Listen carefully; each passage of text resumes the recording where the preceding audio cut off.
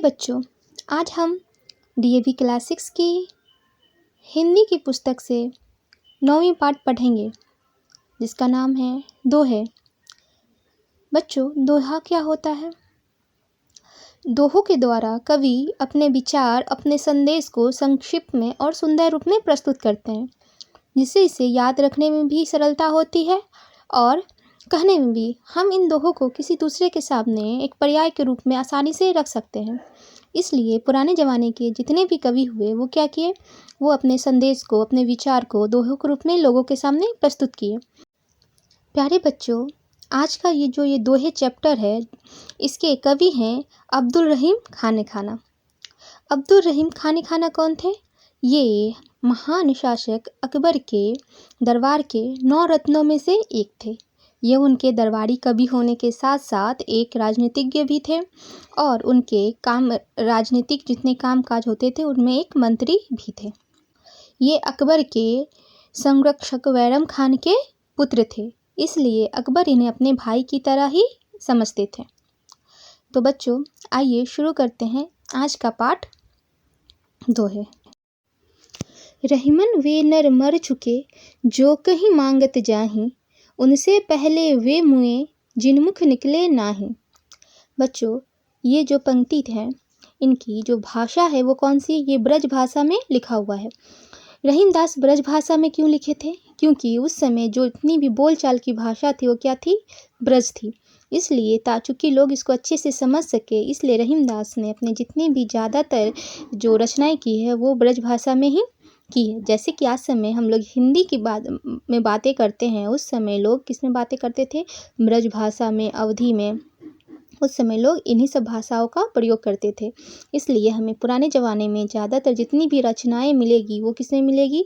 ब्रज भाषा में और अवधी में। हिंदी का विकास हम लोग आधुनिक युग में देखते हैं। तो इन पंक्तियों में रहीम क्या कर रहे हैं?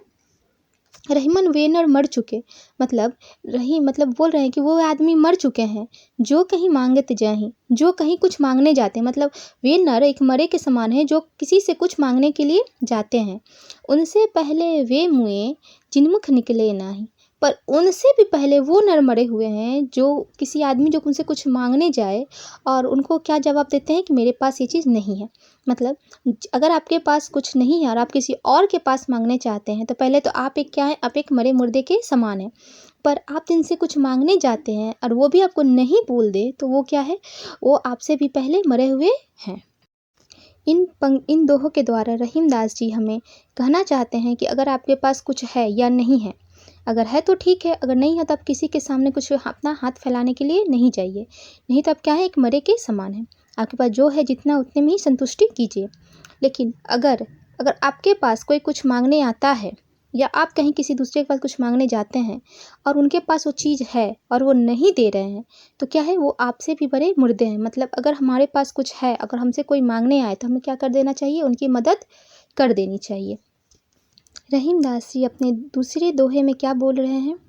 दोनों रहीमन एक से जोले बोलत नाही, जान परत है काग पीक ऋतु बसंत के माही।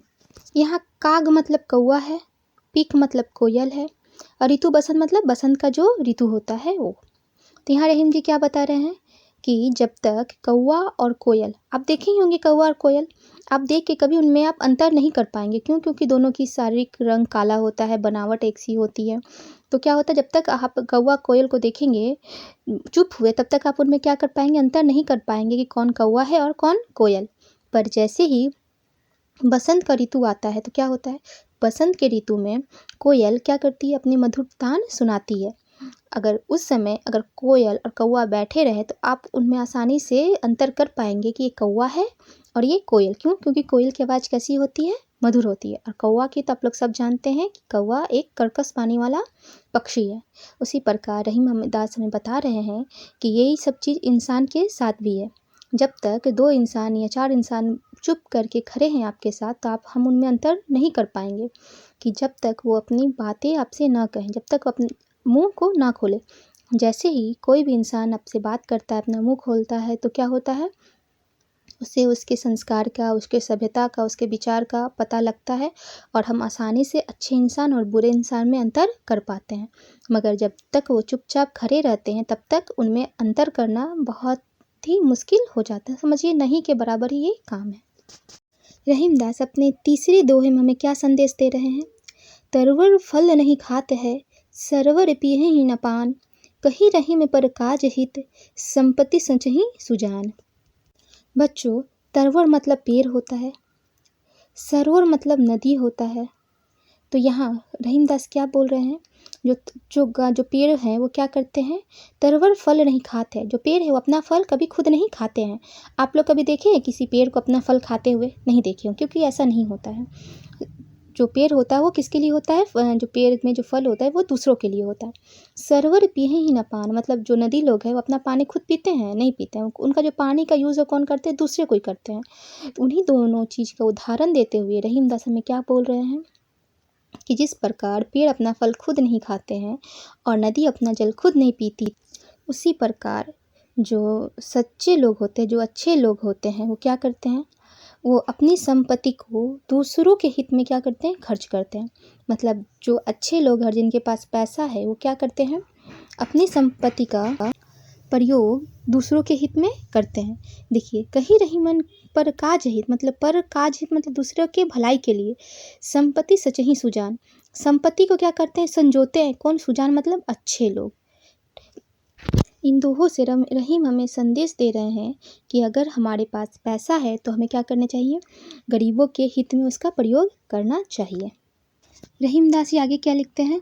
कही रहीम संपत्ति सगे, बनत बहुत बहुरीत, विपत्ति कसौटी जय कसे, सो ही साचे मीत। रहीमदास जी इन दोहों द्वारा हमें बताना चाहता है कि जब हमारे पास संपत्ति रहता है, दौलत रहता है, पैसा रहता है, ऐशो आराम रहता है, तो क्या रहते हैं? बहुत से लोग हमारे आसपास रहते हैं, बोलते हैं हम आपके दोस्त हैं, आपके मित्र हैं, और हमारे साथ तो बहुत सारे लोग रहते हैं। पर जैसे ही हमारे बुरे दिन शुरू होते हैं, मतलब हमारे पास पैसा कम हो जाता है, हम गरीब हो जाते हैं, तो क्या हो जाता है? धीरे धीरे लोग एक एक करके जाने लगते हैं, मतलब वो हमारा साथ छोड़ने लगते हैं। और विपत्ति समय मतलब अगर हमारी कठिन परिस्थिति चल रही है और यार हमारा कठिन दौर गुजर रहा है, उस समय जो लोग हमारे साथ खड़े रहते हैं, हमारी मदद करते हैं, वही सही मायने में हमारे सच्चे दोस्त हैं। मतलब यहाँ रहीमदास हमें अपने अच्छे दोस्त और बुरे दोस्त की पहचान बता रहे हैं कि जो लोग विपत्ति के समय भी आपके साथ रहें, वही आपके सच्चे दोस्त हैं। रहीमदास जी आगे क्या कह रहे हैं? रहीमन निज मन की बथा, मन ही राखो गोय, सुनी अठिलई हैं लोग सब, बाटी न ली हैं कोय। इन दोहों के द्वारा रहीम हमारे समाज में कैसे लोग हैं उनके बारे में बता रहे हैं। क्या बता रहे हैं? कि अगर आपके अंदर कोई कष्ट है, कोई आपको दुख है, कोई तकलीफ़ है, तो उसको क्या करिए? अपने अंदर ही रखिए। अपने मन की व्यथा मन में ही रखिए। मतलब अगर आपको किसी से कुछ शिकायत है तो उसको क्या रखिए? अपने तक ही मत अपने तक ही रखिए। किसी दूसरे को उसको मत कहिए। अगर जहाँ आप किसी दूसरे को ये सारी बातें कह देंगे कि उस आदमी से मुझे ये परेशानी है, चाहे मेरी ज़िंदगी में ये दिक्कत है, तो वो आदमी क्या करेगा? उसको तो पहले हल नहीं करेगा और उसको क्या करेगा? दूसरों के जाके बताएगा और बहुत खुश होगा कि चलो उसकी ज़िंदगी में ये सारी कष्ट हैं, ये सारी दिक्कतें हैं। आज का ज़माना इतना बुरा आ गया है। पहले के ज़माने में क्या होता था कि लोग बैठ के अपने दुख दर्द एक दूसरे से बांटते थे। अगर कोई इसकी मदद करना चाहे तो मदद कर देता था, कुछ सलाह देना सलाह देता। बट आज का दौर इतना बुरा आ गया है कि लोग क्या करते हैं? आपके दुख दर्द को सुनकर खुश होते हैं और दूसरों को जाके ये बस सुना सुना के हंसते हैं। रहीमन अपने छठे दोहे में क्या कह रहे हैं? रहीमन देखी बड़ेन को, लघु न दीजिए डारी, जहाँ काम आवे सुई, कहा करे तलवारी। रहीमदास जी इन दोहों के द्वारा हमें बता रहे हैं कि हमारे समाज में बहुत तरह के लोग हैं, अमीर है, गरीब है, मध्यम है, और हमें सब लोगों का सम्मान करना चाहिए। जितने हम अमीर लोगों का सम्मान कर रहे हैं, उसी तरह हमें किसका सम्मान करना चाहिए? अपने मतलब गरीब लोगों का भी सम्मान करना चाहिए। कि जैसे कि एक समाज के लिए डॉक्टर ज़रूरी है, वैसे ही एक समाज के लिए कौन ज़रूरी है? डोम लोग भी ज़रूरी है, जो हमारे क्या करते हैं? नाली को साफ़ करते हैं। ये नहीं कि हम डॉक्टर का सिर्फ बड़ाई करेंगे और जितने चपरासी हैं, स्वीपर हैं, वो लोग का क्या करेंगे? हम लोग सम्मान नहीं करेंगे, वो लोग का तिरस्कार करेंगे। जी नहीं बच्चों, ऐसा बिल्कुल भी नहीं करना चाहिए। समाज में जितने लोग हैं सब हमारे समाज के लिए ज़रूरी हैं। अगर सारे लोग ना रहें तो हमारा समाज बिल्कुल भी नहीं बनेगा। इसलिए हमें सबको समान नज़रिए से ही देखना चाहिए। रहीमदास जी से बहुत अच्छे तरीके से हमें समझाते हुए क्या बोल रहे हैं, जहाँ काम आवे सुई कहा करे तलवारी। मतलब जो काम सुई कर सकता है वो काम कभी तलवार नहीं कर सकता। क्यों? तलवार हमेशा क्या काम करता है? काटने का करता है। मतलब अगर चीज़ों को काटना हो तब हम तलवार का यूज़ करते हैं, लेकिन अगर चीज़ों को सीना हो, अगर उसको जोड़ना हो तो हम किसका यूज़ करते हैं? एक छोटी सी सुई का। जबकि उस बड़े तलवार के सामने सुई का अस्तित्व कुछ भी नहीं है। फिर भी जो काम सुई कर सकता है वो तलवार कभी नहीं कर सकता। उसी प्रकार समाज में सभी लोगों का अपना अपना स्थान है, इसलिए हमें कभी भी किसी भी बड़े और छोटे में किसी प्रकार का कोई भेदभाव नहीं करना चाहिए। यह हमारे समाज के लिए बहुत ही बुरी बात है। ठीक है बच्चों, तो ये था आज का पाठ दोहे। प्यारे बच्चों, अगर आपको मेरे समझाई हुई कविता समझ आती हो या ये पाठ दोहे समझ आया हो तो मैं आपसे गुजारिश करूँगी कि आप मेरे चैनल को सब्सक्राइब करें, मेरे वीडियो को लाइक करें और इसे सब्सक्राइब करना बिल्कुल ना भूलें। Thank you.